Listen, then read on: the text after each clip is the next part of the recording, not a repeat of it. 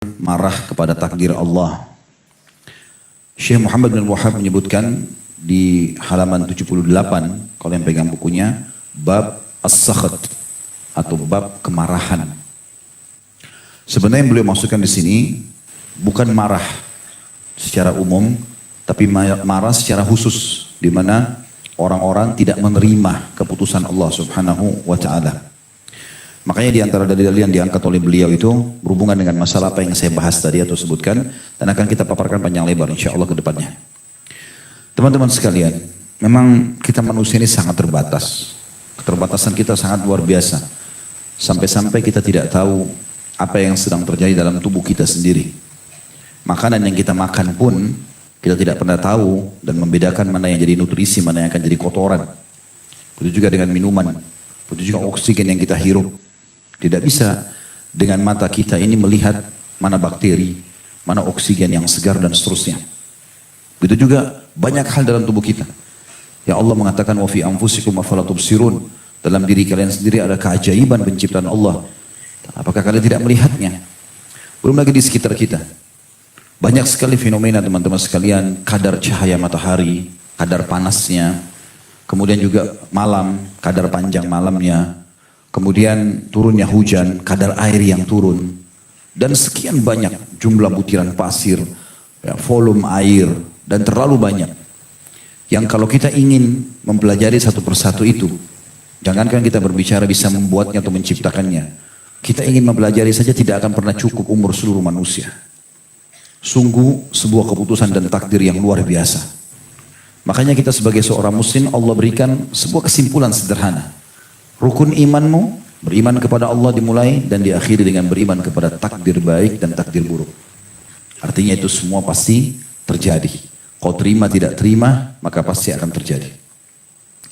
Kita akan mulai teman-teman sekalian dulu membaca dalil yang ditulis oleh Syekh Muhammad bin Wahab rahimahullah. Ada 3 dalil yang diangkat oleh beliau. Yang pertama surah At-Taghabun ayat 11. A'udzu billahi minasyaitonir rajim.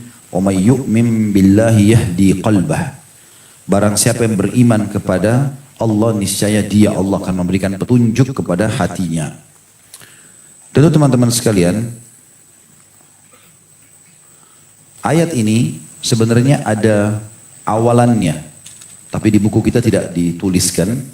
Kalau kita buka aplikasi Al-Quran, kita akan temukan awal ayat At-Taghabun ini, atau bagian daripada ayat surah At-Taghabun yang berhubungan dengan masalah ini, yaitu bunyinya a'udzubillahi minasyaitonir rajim, surah nomor 64 ya, ayat 11. Ma asaba min musibatin illa biidznillah wa may yu'min billahi yahdi qalbah wallahu bikulli syai'in alim.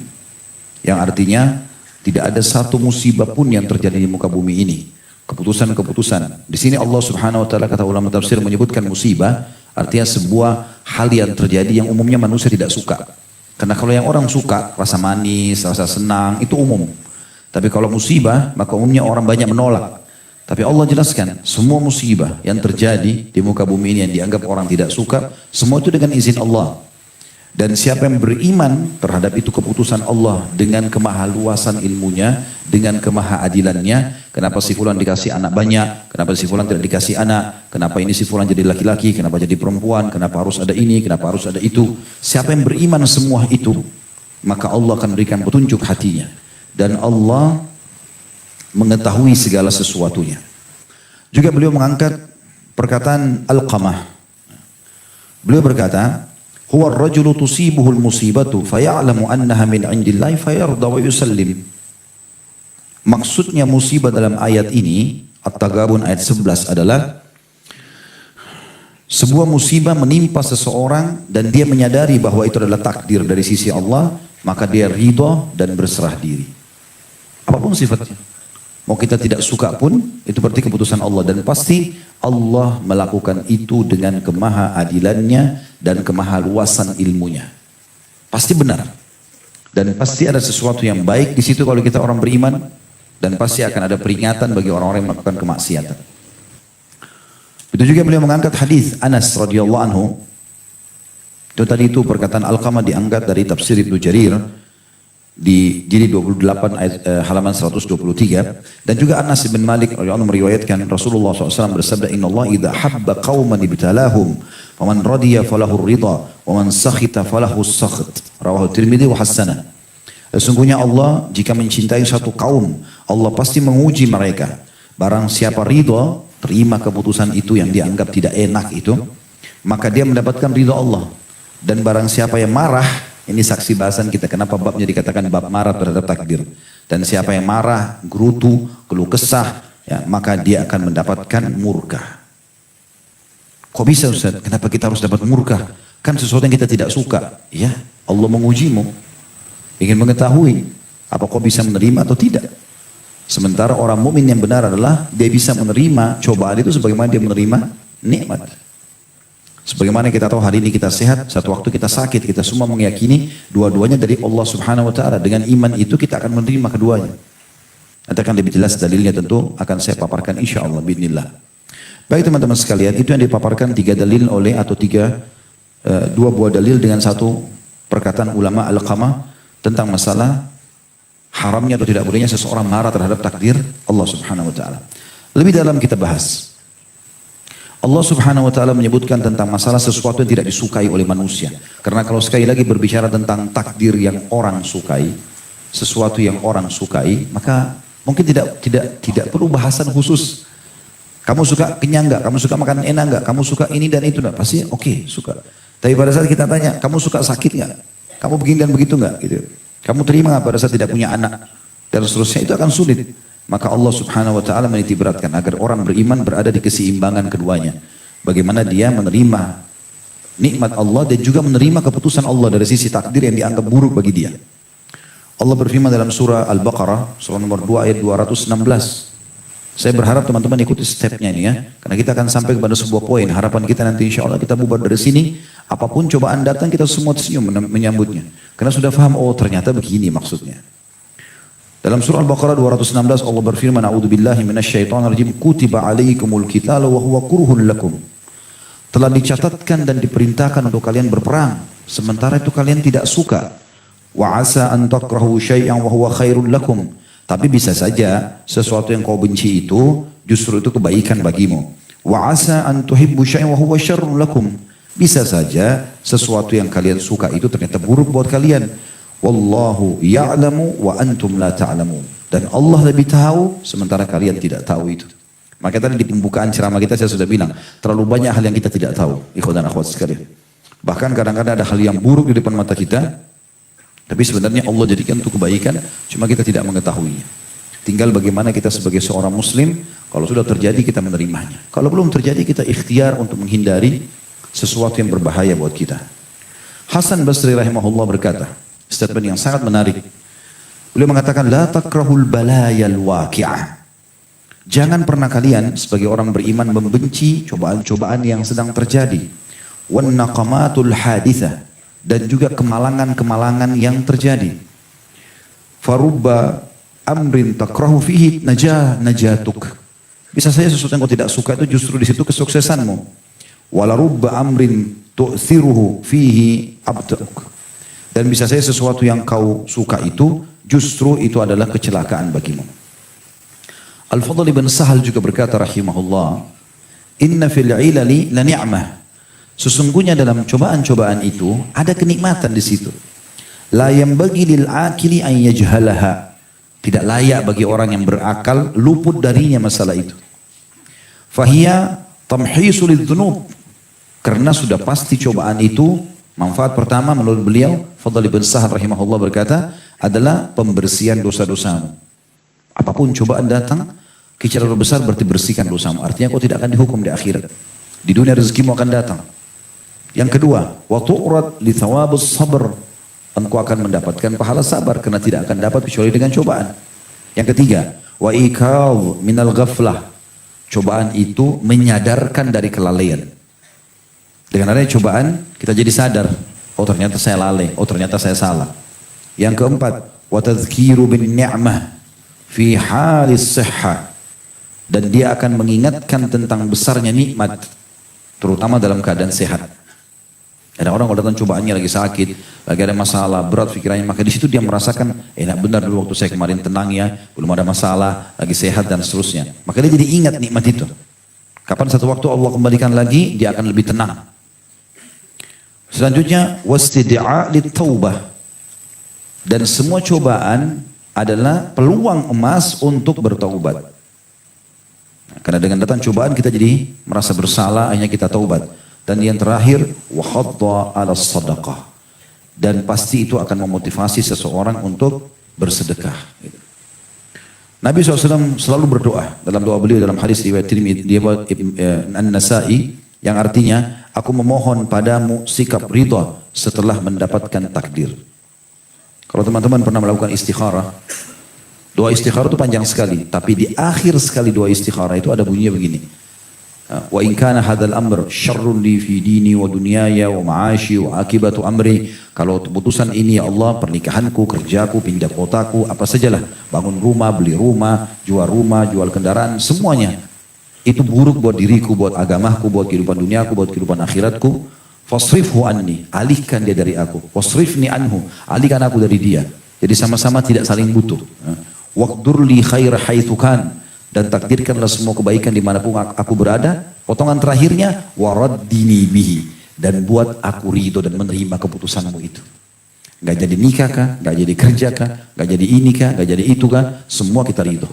Itu diantara doa istikharah yang kita sampaikan kepada Allah subhanahu wa ta'ala. Jadi bukan hanya sekedar minta ini baik atau tidak. Tapi kalaupun sesuatu yang kau takdirkan ya Allah, itu ternyata tidak aku sukai, maka tetap buat aku ridho. Itu puncak keimanan. Nabi SAW bersabda, tentu di sini ada, saya masuk lebih dalam teman-teman sekalian, ada dua tingkatan orang dalam masalah takdir. Ada orang yang menerima, ada orang yang marah, tidak menerimanya. Kita bicara misalnya orang yang menerima. Nabi SAW, supaya kita bisa menjadi golongan ini, dan ini golongan yang selamat. Karena dia menyempurnakan rukun iman yang keenam, iman kepada keputusan Allah baik atau buruk. Nabi SAW mengatakan, jangan pernah engkau menuduh Allah salah dalam keputusan yang telah ditetapkannya kepadamu. Hadis sahih riwayat Ahmad. Jadi apapun itu, jangan pernah kau merasa salah. Banyak orang dianggap ini salah. Contoh, dia sudah dikasih jadi laki-laki, mau jadi perempuan. Seakan-akan Allah salah. Atau jadi perempuan mau jadi laki-laki. Atau jadi orang Melayu mau jadi orang Arab. Atau mau jadi orang bule. Sehingga memaksakan diri menjadi orang-orang yang bukan dia sebenarnya. Itu banyak terjadi kan. Tidak bisa menerima keputusan Allah. Seakan-akan Allah keliru dalam menentukan keputusan itu. Salah dia kenapa laki-laki, kenapa enggak perempuan, padahal dia lebih cenderung pada perempuan dan seterusnya. Begitu terus. Ya. Begitu juga pada saat dia tidak bisa menikah sama orang, dia menyalahkan seakan-akan kenapa anda nikah sama saya, padahal Allah enggak tentukan, itu pasti kebaikan. Kita tidak tahu kalau kita lanjutkan sama dia apa yang akan terjadi, walaupun kita harapannya sangat besar. Allah subhanahu wa ta'ala dengan hikmahnya, walaupun kata ulama orang itu ahli maksiat, Allah subhanahu wa ta'ala tetap mengedepankan rahmatnya daripada murkahnya. Karena dalam sebuah hadis yang sahih, kata Nabi SAW, ya, Allah berfirman, "Ghalabat rahmati ghadabi." Sesungguhnya rasa kasih sayangku telah mengalahkan murkahku. Salah satu maknanya hadis ini adalah, walaupun dia ahli maksiat, kalau dia mau terjerumus pada perbuatan yang lebih besar atau salah, Allah masih berikan peringatan supaya dia tidak terjerumus. Walaupun dia jengkel, dia marah, nanti di akhirat dia baru tahu, oh syukur Allah buat saya nggak jadi lakukan itu. Padahal dia penjahat misalnya. Apalagi kalau orang-orang yang dasarnya beriman. Ini perkataan Abu Darda indah sekali. Perhatikan teman-teman sekalian. Kata beliau radhiyallahu anhu, sesungguhnya bila Allah menerapkan sebuah takdir, kalau Allah tentukan apa saja, malamkah, siangkah, menyenangkankah atau menyedihkankah, kalau Allah menentukan sebuah takdir, maka dia Allah ingin agar takdir tersebut diterima dengan ridho. Jadi sesungguhnya bila Allah menerapkan sebuah takdir, maka dia Allah ingin agar takdir tersebut diterima dengan ridho. Diterima dengan lapang dada. Apakah itu kita suka atau tidak suka. Dan sikap ridho, lalu beliau jelaskan, sikap ridho adalah jika seseorang hamba, dan sikap ridho adalah jika seseorang hamba tidak ingin selain apa yang ia rasakan, baik kesulitan ataupun kemudahan. Dan sikap ridho adalah jika seseorang hamba tidak ingin selain apa yang ia rasakan, baik kesukaran ataupun kemudahan. Maksudnya, kalau dia sukar pun tetap dia senang. Ada kemudahan pun dia senang. Umar bin Abdul Aziz rahimahullah berkata, Aku selalu berada di pagi hari. Aku selalu berada di pagi hari dengan tidak memiliki rasa senang, tidak gembira, kecuali semua takdir aku terima dari qada dan qadarnya Allah. Dari keputusannya Allah, semuanya aku terima. Jadi aku keluar pagi hari, mau tabrakan kah, mau diganggu orang kah, atau mau senang kah, pokoknya semua aku terima. Itu sifat orang beriman. Karena Allah tidak mungkin menzalimi hambanya. Sampai pernah ada seorang wanita, pernah kita ceritakan itu, dia sedang di masuk dalam salah satu tawanan perang. Wanita ini bukan muslim. Dia termasuk dalam tawanan perang kaum muslimin. Anaknya hilang. Dia cari-cari anaknya. Begitu dia dapat anaknya dalam kondisi panas, debu banyak, langsung disusui sama dia. Lalu kemudian Nabi SAW bilang kepada para sahabat, kalian lihat ini. Kata para sahabat, iya ya Rasulullah. Kata Nabi SAW, kira-kira kalau kita bakar api, ibu itu kita suruh lempar anaknya ke api, dia mau nggak? Tentu tidak ya Rasulullah. Gak ada ibu yang baru temukan anaknya setelah dia khawatir anaknya mati terbunuh, lalu dia susuin, kemudian dia suruh lempar di api. Apakah dia mau lakukan? Kata para sahabat, tidak ya Rasulullah. Kata Nabi SAW, demi zat yang jiwa Muhammad dalam genggamannya, Tuhan kalian Allah lebih sayang kepada kalian daripada ibu itu kepada anaknya. Jadi walaupun buruk di mata kita, Allah lebih tahu itu baik buat kita. Seperti itu memahaminya.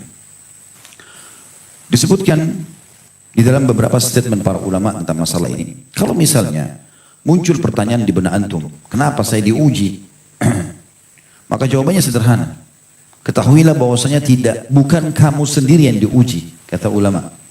Dan ketahuilah tidak akan bisa diketahui kualitas seseorang tanpa ujian dan cobaan. Dari mana kita bisa tahu kualitasnya pegawai itu? Siswa ini, mahasiswa itu tidak ada ujian. Kenapa kita di sekolah dan kampus ada ujian? Untuk apa? Begitu juga orang kalau di kantor, dia mau naik jabatan, ada ujiannya pasti. Gak mungkin tidak. Semua itu Allah Subhanahu wa ta'ala datangkan karena memang tidak akan terlihat kualitas seseorang tanpa ujian. Berapa banyak keberanian terlihat setelah ujian perang datang. Berapa banyak ya pengorbanan, kedermawanan terlihat setelah memang datangnya bencana. Gitu kan? Terlihat siapa yang dermawan, siapa yang tidak. Dan Allah Subhanahu wa ta'ala berfirman dalam surah Al-Ankabut, surah nomor 29 ayat 1 sampai ayat 3. A'udzu billahi minasyaitonir rajim. Alif lam mim. Alif lam mim. Huruf-huruf pertama dalam Al-Quran yang Allah lebih tahu maknanya. Ahasiban nasu ayyutraku ayyakulu amanna wa hum la yuftanun. Apakah manusia mengira mereka akan dibiarkan sementara mereka mengatakan beriman dan mereka tidak diuji? Pasti diuji. Benar gak imanmu ini? Benar gak kau loyal dengan perusahaan?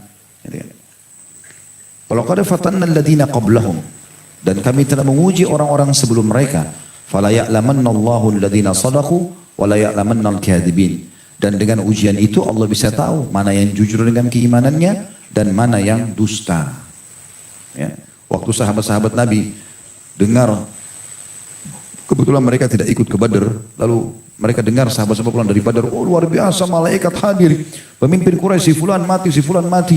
Tadinya mereka takut perang, tapi setelah mereka perang mereka rasakan kenikmatannya. Karena artinya mereka gembira, menang, agama Islam dimenangkan, Allah berikan mereka ghanimah yang sangat banyak, dijamin surga bagi mereka. Akhirnya orang-orang yang tidak hadir penasaran nih. Ya Rasulullah, kalau ada perang lagi kami mau ikut. Subhanallah, 1 tahun setelah itu, Badar tahun 2 Hijriah, dia tahun 3 Hijriah, terjadi perang Uhud. Maka pada saat itu Allah Subhanahu wa taala uji kaum mukminin dengan kekalahan. Setelah mereka menang, mereka kalah. Lalu Allah turunkan firman-Nya. Allah mengatakan walaqad kuntum tamannawna al-mauta min qabl faqad ra'aitumuh. Dulu kalian banyak ngomong nih. Oh mau mati syahid, mau seperti di Badar. Sekarang kalian sudah lihat, mana buktinya? Jadi Allah SWT uji.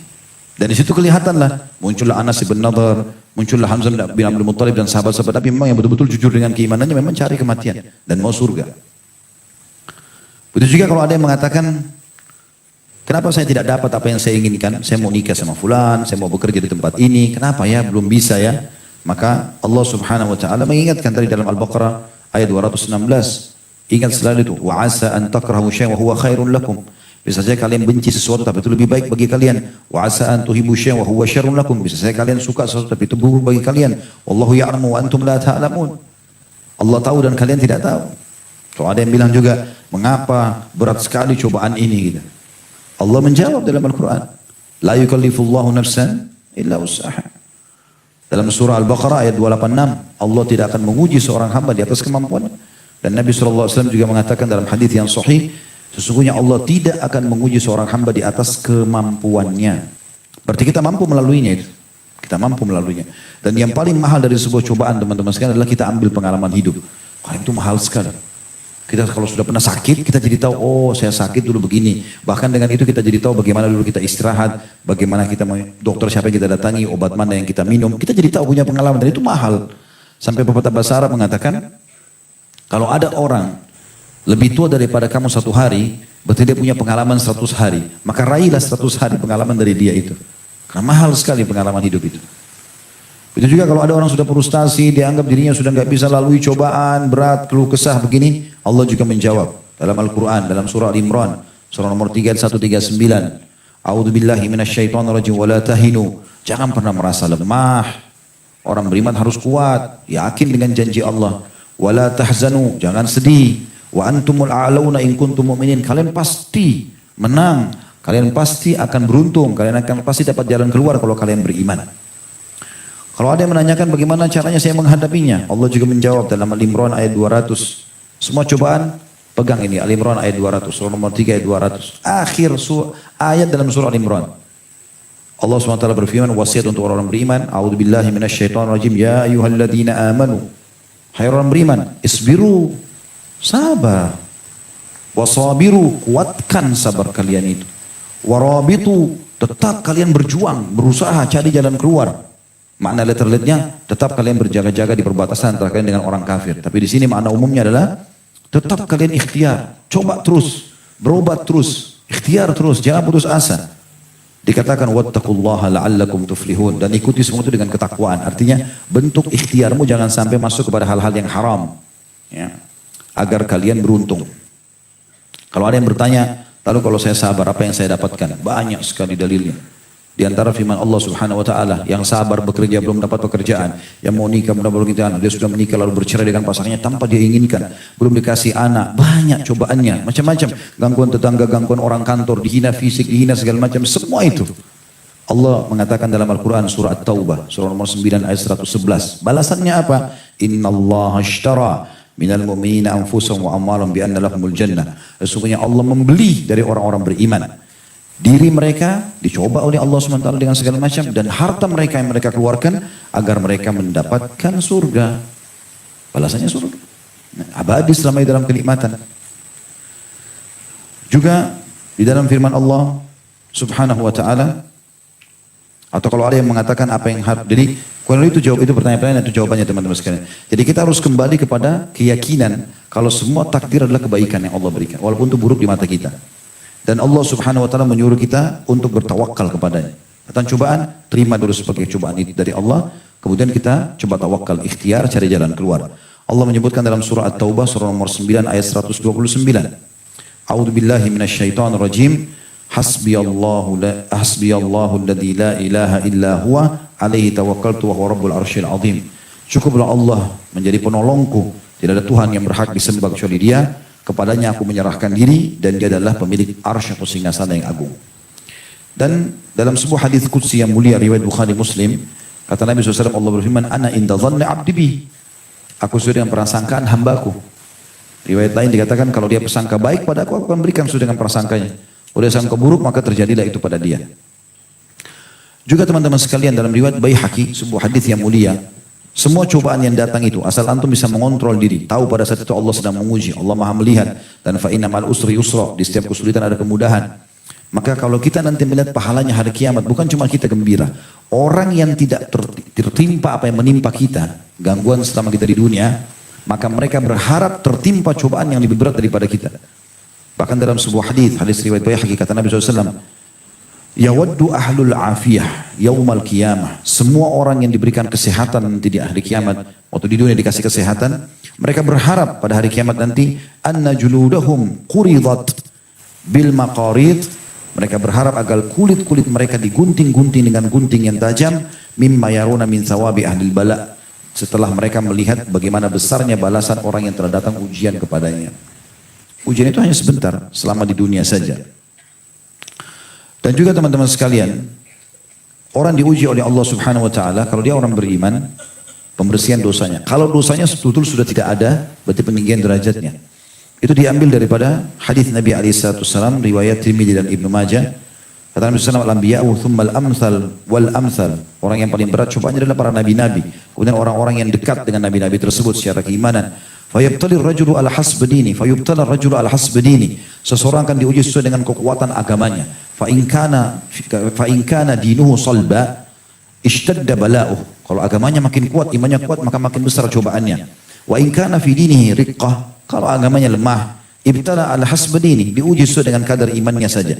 Fama yabrahul bala bil abdi hatta yatrukuhu yamshi alal ardi ma'alihi khati'ah. Terus saja seorang hamba diuji oleh Allah sampai Allah biarkan dia jalan di muka bumi tidak tertinggal satupun dosanya. Kalau Anda mengatakan, Ustaz, kalau begitu saya takut jadi orang beriman karena cobaannya berat.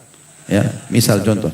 Ini orang yang belum memahami bahwasanya sebenarnya ada hadis Nabi, inna idhamal ajri ma idhamal bala. Sesungguhnya besarnya kadar balasan sesuai dengan besarnya kadar cobaan. Ada balasannya juga besar, gitu kan, sesuai dengan cobaan tersebut. Dan sebenarnya cobaan itu bentuk kasih sayang Allah. Karena kalau kita lagi dicoba, ada takdir yang kita anggap yang baik datang kepada kita, lagi sakit, apalah gangguan orang segala macam. Sebenarnya kita sedang meringkas umur kita dalam ketaatan. Karena kalau cobaan lagi datang, kita nggak ada peluang buat dosa. Selalu kita berpikir untuk berbuat kebaikan. Orang kalau lagi sakit, demam, diajak temannya ke diskotik, nggak mau dia. Hah? Atau orang lagi sibuk kerja lah, urusan dunia lagi banyak ini kerjaan, dia kejar target, diajak pergi jalan-jalan sama temannya, aduh nggak bisa, lagi sibuk. Kesibukan itu, kalau kita dalam agama mungkin didatangkan cobaan-cobaan padanya, membuat dia berhenti dari kemaksiatan dan dia meringkas hidupnya dalam ketaatan. Andai dia tahu nilainya itu hari kiamat, dia berharap semua hidupnya cobaan. Ya. Ibnu Bas berkata, Syekh bin Bas rahimahullah, Allah yabtali ibadu bis-sarra'i wa dharra'. Allah Azza wa Jal yang Maha Suci dan Maha Mulia menguji hamba-hambanya dengan kegembiraan, dengan kesedihan. Jadi kegembiraan itu juga cobaan. Apakah antum bersyukur atau tidak? Makanya Nabi Sulaiman alaihissalam pada saat berhasil meminta kepada orang-orang di sekitarnya mendatangkan singgasananya Balqis, gitu kan? Jauh di Yaman, beliau di Palestina.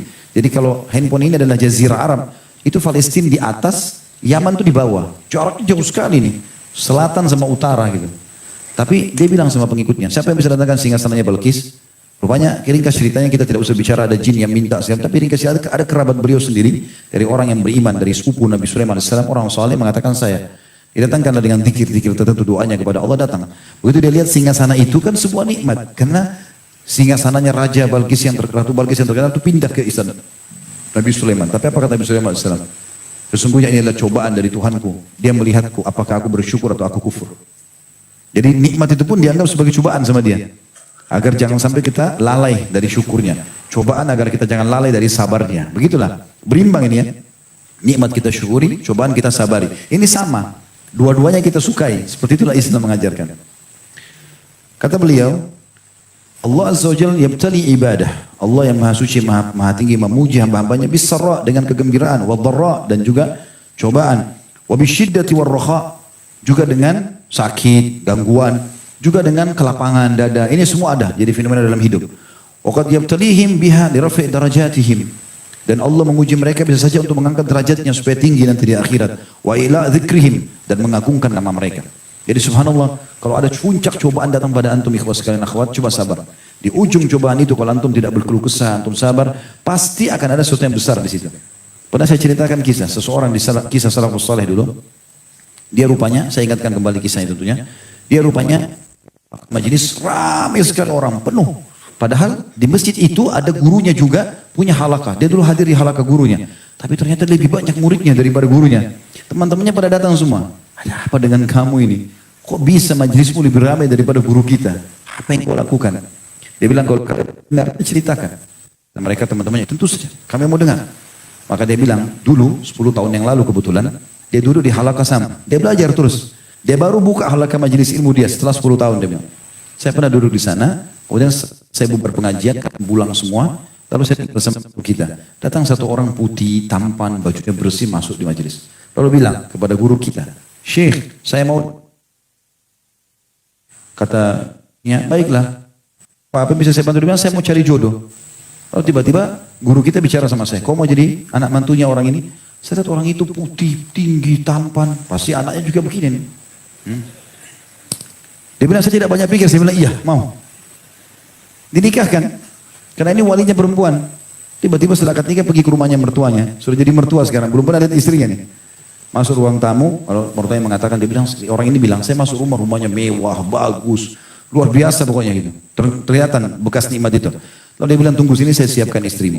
Setelah selesai, bapak saat dia bilang, masuklah. Begitu saya masuk ke dalam kamar, ketemu istri saya temukan istri, ada 10 atau 11 aib pada istri saya. Satu saya sudah cukup saya ceraikan. Matanya satu rusak, tangannya, kakinya pincang, luar biasa. Ada 11 aib, satu saya sudah cukup saya ceraikan. Saya sudah niat mau keluar ceraikan dia. Tiba-tiba istri saya merangkak dalam kondisi dia lumpuh, memegang kaki saya lalu mengatakan, saya cuma minta satu. Biar kau nggak sentuh saya, jangan ceraikan saya. Saya mau meninggal dalam kondisi saya berstatus sebagai seorang istri. Dia bilang hati saya tersentuh untuk membantu dia, saudari muslimah sekarang sudah status istri saya, itu pun karena keputusan saya sendiri. Maka saya bersabar, 10 tahun tidak ada yang tahu saya nikah sama wanita cacat, kecuali saya sama mertua saya. Dan sekarang saya ceritakan kalian, karena istri saya sudah meninggal dunia. Dia bilang, perlu kalian tahu setelah istri saya meninggal, hari pertama meninggalnya, maka pada saat itu Allah bukakan saya rezeki, pulang-pulang usaha. Termasuk saya buka halaqah taklim, seperti anda lihat semua. Dia bilang, ramai sekali, karena cobaannya datang. Tapi dia bersabar. Di setiap ujung cobaan, ada sesuatu yang besar. Jadi jangan berkeluh kesah. Gitu kan? Berarti Allah sedang menyiapkan sesuatu. Lulus gak ujiannya nih? Gitu kan? Juga dikatakan oleh beliau selanjutnya, jadi maka dikatakan lirafa' darajatim untuk mengangkat derajat mereka wa ila dzikrihim dan mengagungkan penyebutan nama mereka. Jadi punya kedudukan. Wa mudha'afa hasanatihim dan juga melipat gandakan balasan pahala mereka kama yaf'alu bil anbiya' wa rusul alaihi wassalatu wassalam sebagaimana Allah lakukan itu pada nabi-nabi dan rasul-rasul. Wa sulha min ibadillah dan juga orang-orang soleh. Fatwa di jilid 4 halaman 370. Juga sabda Nabi SAW ini pernah saya sampaikan hadisnya, tapi hadis ini kita sebutkan lagi. Orang yang paling berat cobanya para nabi-nabi, karena orang yang paling dekat imannya setelah itu dari orang-orang soleh. Dan ketahuilah seseorang orang soleh itu diuji oleh Allah SWT di harta, sampai dia tidak punya lagi sama sekali harta. Miskinnya luar biasa, susah sekali hidupnya. Susah sekali hidupnya, sampai dia tidak bisa tambal bajunya kecuali dari kain-kain bekas. Tapi ketahuilah, mereka dengan imannya mencintai cobaan itu sebagaimana kalian cintai kemewahan. Ada saya temui orang subhanallah begitu, tadinya dia kaya raya, luar biasa Allah angkat derajatnya, terus tiba-tiba Allah uji dengan cobaan yang sangat jatuh, drop, bangkrut usahanya segala macam. Tapi dia bisa senyum, sebagaimana dia senyum pada saat diberikan nikmat. Itu tingkat keimanan yang paling luar biasa. Kemudian juga di dalam perkataan ini atau dalam masalah ini Ibnu Taimiyah berkata rahimahullah, wa in azumat al-mihna kana dzalika lil mu'mini shalihu sababan li ulud darajati wa 'azimil ajr. Ketahuilah makin besarnya sebuah cobaan bagi seorang hamba beriman yang saleh, itu pasti akan menjadi tingginya derajatnya dan terlipat gandakan pahalanya. Dalam perkataan lain beliau mengatakan, wallahu ta'ala qad ja'ala akmal mu'minina imanan a'dhammu bala'a. Dan ketahuilah Allah menjadikan orang-orang beriman itu yang paling berat, yang paling sempurna iman, yang paling berat cobaannya. Jadi cobaan-cobaan itu seperti ini misalnya, kalau ada orang biasa awam sakit demam 3 hari, mungkin orang ini 1 minggu. Umum orang semua diuji. Tapi bukan baik diuji yang sama orang, tapi orang beriman lebih lama selesainya misalnya, atau lebih berat cobaannya dari sisi itu. Mungkin orang cuma flu, dia flu sama demam. Gitu. Seperti itulah, karena hadis tadi ini tentang nabi-nabi orang yang paling berat cobaannya adalah keluar karena Nabi SAW lagi demam. Dan pada saat itu sahabat datang lalu memegang, kaget dengan demam Nabi SAW. Maka Nabi waktu ditanya, apakah anda ya Rasulullah mendapatkan 2 pahala karena demam seperti ini? Kata Nabi SAW, iya. Sesungguhnya besarnya pahala sesuai dengan kadar besarnya cobaan. Al-Munawi berkata, barang siapa yang menyangka bahwa apabila seorang hamba ditimpa ujian yang berat itu adalah sebuah kehinaan, maka sungguh akalnya telah hilang dan hatinya telah buta. Betapa banyak orang soleh yang mendapatkan cobaan. Tidakkah kita melihat bagaimana Nabi Yahya bin Zakaria disembelih atau dibunuh oleh kaumnya sendiri? Terbunuhnya 3 khulafaur rasyidin, Umar bin Khattab ditusuk oleh Abu Lu'lu', Utsman bin Affan dibunuh oleh kaum Khawarij, gitu kan? Ali bin Abi Thalib dibunuh oleh kaum Khawarij. Ini orang-orang mulia. Sampai Nabi SAW waktu pernah jatuh sesuatu barang dari beliau, kemudian Ali bin Abi Thalib yang memungutnya. Lalu Nabi berkata kepada sahabat-sahabat yang ada di situ, kasihan sepupuku ini, nanti dia akan diuji oleh Allah dengan terbunuhnya di bagian kepalanya. Sampai Ali tahu. Ali mengatakan, dia sudah dengar lalu dia mengatakan, sungguh demi Allah yang jiwa Ali dalam genggamnya, nanti akan ada pisau seseorang tertusuk di sini dan tembus ke sini. Jadi tunjuk tubuhnya. Dia tahu Nabi SAW. Menerima. Jadi kematian itu dia tidak rasakan lagi, dia cuma rasakan sakaratil maut gitu kan. Juga terbunuhnya Al-Husain cucu Nabi SAW, terbunuhnya Ibnu Zubair, Abdullah bin Zubair di Mekah. Ya, sampai Asma, ibunya dia, Asma binti Abi Bakar, anaknya Abu Bakar. Dan ini wanita mulia sekali, terkenal. Istrinya Zubair, ayahnya dia Zubair bin Awam. Abdullah bin Zubair, waktu hari terakhir digempur di Mekah oleh pasukan Hajjaj, gitu kan. Dia dekati ibunya sudah buta matanya, Asma. Lalu kemudian dia datang lalu mengatakan, ibu, saya ingin meminta pendapatmu, gitu kan. Maka kata Asma, wahai anakku, kalau kau yakin kau benar, majulah. Dan jangan pernah kau ragu untuk dipermainkan oleh Bani Umayyah, gitu kan, maksudnya yang menyerangnya, pasukannya itu. Lalu kemudian aku berharap kematianmu nanti itu benar, kau mati syahid. Dia mengatakan demi Allah, kata Asma, kalau kau ingin akhirat, kau ingin Allah, kau akan mati syahid. Tapi kalau kau inginkan dunia, maka kau tidak akan dapatkan kecuali kehinaan. Kata Abdullah bin Zubair, demi Allah wahai ibuku, aku tidak ingin kecuali akhirat. Demi Allah, bersumpah sama Allah. Lalu dia peluk ibunya, untuk dipeluk, Asma pegang bajunya dia, ada baju besinya. Lalu kata Asma, sungguh orang yang mau mati syahid tidak akan pakai baju seperti kamu. Padahal ibunya buta. Oke, baju besi untuk apa? Kau mati syahid kan? Maka dia buka baju besi, tinggal bajunya. Kata Asma, peluk saya, dipeluk lagi. Langsung dia mengatakan, demi Allah juga kau masih pakai baju. Dibuka bajunya, disuruh buka bajunya, lalu disuruh anaknya menghadapi peperangan sampai terbunuh mati syahid. Radhiyallahu anhu. Dan sekian banyak contoh kisah. Dan beliau mengatakan begitu juga dengan Ibnu Jabir. Kemudian Abu Hanifah pernah dipenjarakan. Di akhir hidup Abu Hanifah, imam madhab itu, dipenjara dan mati dalam penjara. Dan juga Imam Malik rahimahullah pernah dibuka bajunya lalu dicambukin oleh orang-orang yang tidak bertanggung jawab. Kemudian sempat ditarik sampai tangannya copot. Rahimahullah. Begitu juga dengan Imam Ahmad pada saat mempertahankan tentang Quran adalah perkataan Allah. Dikatakan pada saat itu oleh kaum Mu'tazilah kalau Quran itu adalah makhluk. Beliau pertahankan sampai dicambuk-cambuk, dirantai berdarah-darah, disayapi kulitnya. Dalam kondisi beliau hidup. Dan sekian banyak juga contoh-contoh dalam masalah kesabaran mereka. Karena mereka tahu sebagaimana Allah berikan mereka nikmat, maka begitu pula mereka menikmati cobaan tersebut. Dan tidak akan mungkin salah apa yang Allah ujikan kepada mereka. Makanya teman-teman orang-orang non-muslim pun sekarang membahasakan ya. Saya pernah lihat cuplikan seorang mu'alaf masuk Islam. Dia membahasakan kenapa ada tertarik dengan Islam. Dia bilang saya belum pernah lihat ada komunitas orang seperti kaum muslimin. Dan uniknya standar. Mau mereka ada dimanapun, muslimnya sama semua. Mau orang bule, mau orang Arab, mau orang dimanapun sama. Dia bahasakan begitu. Sama saja. Kalau mereka itu kaum atau satu kelompok orang yang kalau sedang diberikan kenikmatan, pasti mereka selalu bersyukur. Dan kalau ada cobaan, mereka adalah orang yang paling sabar. Tidak ada manusia seperti kaum muslimin. Dan kalau mereka sudah jatuh, maka mereka adalah orang yang pertama bangkit. Bangkit. Paling gampang karena kita dilarang putus asa. Gitu. Dalam Islam kan kita dilarang putus asa. Bahkan kita pernah bahas salah satu yang mau disebutkan oleh para ulama tentang dosa-dosa besar. Termasuk Imam Madzhabi rahimahullah adalah putus asa dari rahmat Allah subhanahu wa ta'ala. Itu yang pertama tentunya, dan yang kedua sebagai penutup adalah orang-orang, tadi yang pertama orang yang menerima takdir Allah, yang kedua adalah orang yang murka dengan takdir Allah subhanahu wa ta'ala. Dan ini tidak perlu kita panjang lebar jelaskan karena memang ini yang ditolak. Ya.